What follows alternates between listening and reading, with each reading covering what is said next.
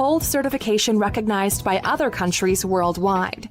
This provision helps students to take up jobs in other parts of the world, and that is one of the reasons for growing popularity of Norwegian. Olá pessoal, bem-vindos a mais um vídeo nesse canal. Nós somos cidadãos do terceiro mundo e nesse canal a gente reage e aprende sobre o primeiro mundo. Nesse vídeo a gente vai reagir a por que a Noruega tem o melhor sistema educacional do mundo. Então pedimos que, por favor, você considere se inscrever, ative as notificações e deixe mais sugestões aqui embaixo nos comentários. E agora vamos para a reação. You are watching Places. Every Tuesday, we bring you an insightful look into fascinating events from all around the world. Why Norway has the best educational system in the world. Welcome to alux.com, the place where future billionaires come to get inspired. If you're not subscribed yet, you're missing out. Hello Aluxers and welcome back to our channel. We're sure that most of you are aware about the richness and beauty of the Scandinavian countries like Norway, but in today's video, we're taking a look at their education system, which is considered to be world-class. So let's understand what makes Norway's education system ideal for the rest of the world, and what opportunities it can bring to us all. Introduction. As we mentioned earlier, Norway is one of the rich Scandinavian countries that has one of the best standards of living across the globe. Everything here is pretty expensive, but the education here is completely free. Yes, you heard that right. Almost all schools in Norway are public schools funded by the government through the taxes collected, due to which education until high school is free, and even the public universities do not charge tuition fees for the courses offered. In 2018, the Norwegian government proposed an increase in the state budget of $11.74 million for efforts on early intervention in kindergarten, along with primary and lower secondary school, and with $23.48 million toward efforts on early intervention provided to municipalities through their free income to administer these public schools. But first, let us understand how this nation managed to create such a well-designed education system in the first place. The past. If you look at any country in the world, including the United States, privatization in the education system and poorly designed certified courses have either made higher education unaffordable or has discouraged students from taking up higher education post-high school altogether. But in 1997 in Norway, the primary and middle school education system was reformed and a new curriculum was implemented. Under this reform, the local municipalities were made responsible to run public schools until the middle school level. Uau! Eu preciso fazer uma observação porque realmente é muito interessante como na Noruega eles enxergam o acesso à educação como de fato um investimento. Porque eles estão investindo na educação pública, mas de qualidade. Então, todos os cidadãos desse país podem ter um ensino de qualidade, um ensino público. E aqui no vídeo a gente está vendo que o vídeo dá como exemplo os Estados Unidos, que lá nem todas as escolas e universidades são públicas, mas em compensação você limita o acesso à educação. É verdade. Aqui no nosso país, a gente também tem escolas públicas, mas a gente já comentou que falta muita infraestrutura. Então, acaba que não é tão bom como a educação pública de um país de primeiro mundo. Mas o que eu acho interessante também é que aqui no nosso país, eu não sei como é na Noruega, mas aqui, para se entrar numa faculdade, ter um ensino superior, você precisa passar por provas e você ser aprovado e tem uma ampla concorrência, então você precisa se preparar durante muito tempo. E é muito comum aqui você não encontrar pessoas que são formadas, e isso acaba dificultando porque atualmente é comum encontrar vagas que oferecem empregos, por exemplo, de faxineiro, que eu já vi vagas de faxineiro pedindo ensino superior. Então acaba que muitas pessoas não estão conseguindo arrumar empregos, então isso dificulta muito. And up until 2005, private schools were practically illegal in the country. This resulted in strengthening the quality of education provided by public schools, as all children, regardless of status, went to the same class of public school, putting a check on the level of education and facilities provided by public schools. In 2006, private schools were made largely legal in Norway, and today there are several international schools and specialized schools that teach an English curriculum and are popular amongst the expatriates. Also in 2006, there was a reform made for improving the high school curriculum in Norway. But before getting to that, let us first understand the basic design of the education system in this country. The school system.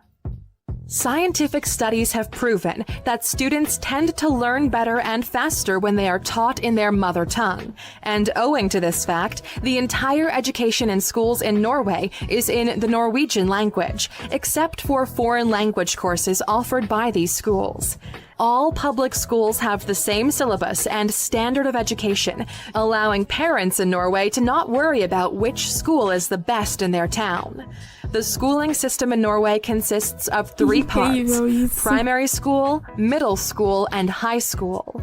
The primary school consists of grades between 1st to 7th, and these years are considered to be pretty relaxing for students, with only a few standardized tests. Middle school consists of grades 8 to 10. Students are given a choice of studying various electives and foreign languages as part of their will during middle school, with a few extra standardized tests and continuous monitoring of grades. Middle school years are a little less relaxing for students. On the basis of their academic performance in the middle school, students are admitted to high schools, where they can study from grades 11 to 13. Although the students have a choice to quit schooling after graduating from middle school, the majority of students continue on their schooling into high school, since there are hardly any jobs available for the middle school graduates.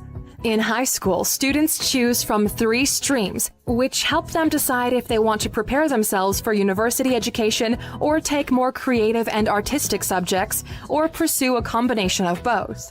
The reforms in 2006, which we mentioned earlier, has helped in providing the choice between vocational and general studies' path during high school. The students also have an option to spend 1 year or longer of high school in a foreign country as an exchange student. Uau! Isso é uma coisa maravilhosa, esses pontos que a gente vê como é diferente, né? Existe educação pública, mas educação pública de qualidade é uma coisa totalmente diferente. Você pode ter educação pública, mas não ser de qualidade. Sim, é verdade. E é incrível que até poucos anos atrás não era permitido escolas privadas, somente as escolas públicas. Então a gente consegue ver aqui como é a mentalidade de um país de primeiro mundo, onde os impostos são muito, muito altos, mas como a gente sempre comenta aqui nos nossos vídeos, o cidadão naquele país ele vê o retorno do imposto dele sendo investido. Então ele paga imposto, o imposto é alto, é caro, mas em compensação o serviço público é de muita qualidade. E isso realmente é uma coisa surpreendente. Em nosso país, a gente tem uma diferença de classe social muito grande. E somente aqueles que têm muito dinheiro têm acesso a uma educação de qualidade. A gente tem algumas escolas que têm uma estrutura, são poucas e são públicas, e as universidades do nosso país são boas. As universidades públicas são boas. Mas para você ter um acesso de qualidade no ensino antes da universidade, só é bom mesmo, a grande maioria, as escolas privadas. É verdade. Essa questão é mesmo de ter aulas em outro idioma, isso é uma coisa super importante. E aqui no nosso país a gente não tem esse tipo de coisa. A gente tem sim, mas é uma coisa que não se aprofunda. Então ninguém vai sair de lá falando inglês, diferente do que acontece em um país de primeiro mundo como a Noruega. E não podemos esquecer de mencionar que há sim em nosso país ensino de escola que oferece outros idiomas, mas somente as pessoas que têm dinheiro conseguem ter acesso a esse tipo de educação. Education that makes you happy. All over the globe, we can find multiple examples where students are stressed out because of intensive learning and exams they go through. But in Norway, you'll rarely find any such student. Any guesses as to why? Well, students here do not have homework. We're sure you all must be jealous after hearing that one. The schools in Norway strongly believe that the childhood days are some of the most valuable days in one's life, and the teachers at school encourage students to socialize, pursue sports, and have fun rather than boring them with loads of homework. They believe that this helps in overall development of the students as they spend more time outdoors after school and also improves their efficiency. Even the methodology of teaching students is not tailored to prepare them for doing well in standardized tests, but to make them good citizens because, well, not all people need a good SAT score to become successful. The university system. There are 23 listed universities in Norway, including both public and private, although the public universities do not charge tuition fees. The private universities are allowed to do so. The universities here offer various courses for bachelor's and master's degrees. The bachelor's degree takes 3 years to complete, while master's will take 2 more, and for obtaining a PhD, an additional 3 years are needed. Most of the master's courses are designed in such a way that students get a hands-on experience by working in their respective fields through internships, making them more competitive in a professional environment. Norway has signed the Bologna process, which aims at making higher education in Europe more compatible. The Bologna process includes the European credit transfer and accumulation system that allows students with degrees from Norwegian universities to hold certification recognized by other countries worldwide. This provision helps students to take up jobs in other parts of the world, and that is one of the reasons for growing popularity of Norwegian universities amongst the international students. Education opportunities for foreign nationals. Although Norway is a small country with a population of around 5 million people, today there are more than 15,000 international students in Norwegian universities, and 4 of the universities in Norway are listed in the QS World University Rankings 2019, with the University of Oslo in the capital city sitting in the 135th position worldwide. For many of the outsiders, the extreme weather conditions in Norway could be a major hurdle in moving here for pursuing education. But the presence of a warm Gulf Stream means the country is not as cold as one would imagine. The coastal part of the nation is relatively mild, and the average winter temperature rarely goes beneath -4 degrees Celsius or 28.4 degrees Fahrenheit, which means you can comfortably move around in well-covered layers. In December 2018, Norway adopted dual citizenship and became the last nation in the Nordic region to make this amendment in its citizenship laws. Although this doesn't make it any easier to obtain citizenship for foreign nationals, it will definitely help people of Norwegian origins settled in other parts of the world to move home whenever they feel like it. The field of education was discussed at Norway Day of 2017 by the Norwegian Contact Office for Research, Innovation and Education in collaboration with the Norwegian mission to the EU. During this event, the next framework for the Program for Research and Innovation was proposed to be submitted, which aims at developing a workforce that is digitally skilled and better prepared to cope with upcoming technological advancements. Information technology is already a part of their school curriculum, and the public schools teaching digital skills are being encouraged by providing perks like free laptops. Conclusion. Education plays a very important role in creating successful professionals and responsible citizens. For any country, a well-educated young population is the building blocks of the nation's technological, economic, and overall development. Norway is thus leading by example, not just in Europe, but all over the world when it comes to government efforts in creating a promising future in the form of a well-educated youth. It may not be possible for all countries to replicate Norway's educational model, considering the unique factors of this country like its size and affluence. But all other nations can definitely modify and try to implement a few things that could help to improve their educational system. Question.